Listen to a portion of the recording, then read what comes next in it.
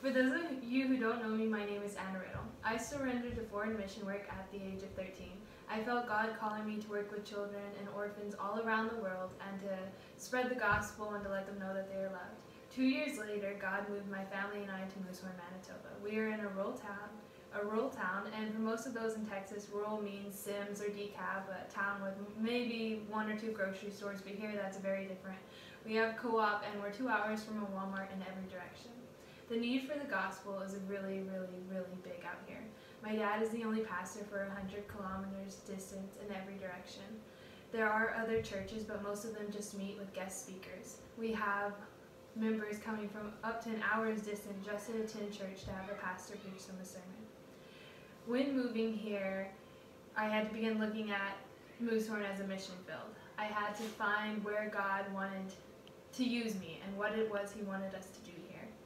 When I was enrolled in the school, I had a chance to see all the kids in this area. There's a lot of good kids, but not enough godly kids. None of them have really been given the gospel.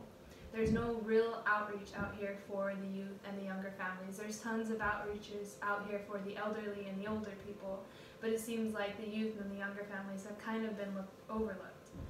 God has recently laid it on my heart to start planning concerts to reach the youth and families in this area. In October, I hosted The Color, which was the first concert like that out here in this area. We had over 150 people attend along with the guest speaker.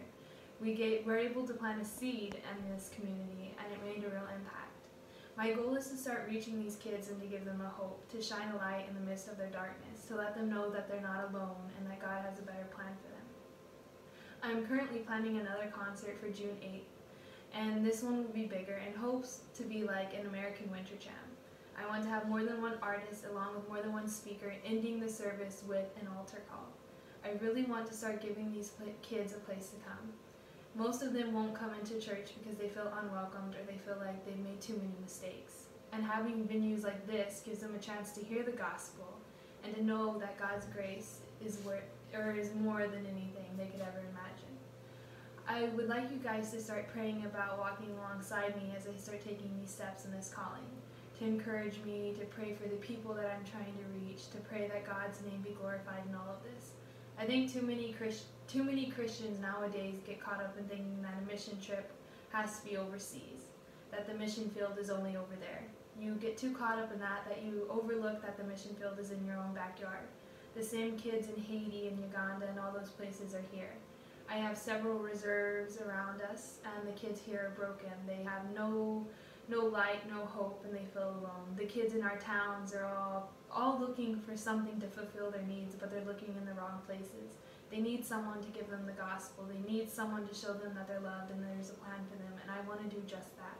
So I'm asking you to consider donating money or funding or sending your prayers this way just to help this possible. It means a lot to me, and I do believe that this is part of God's calling for me, and it's the first few steps in the calling that He's placed in my life.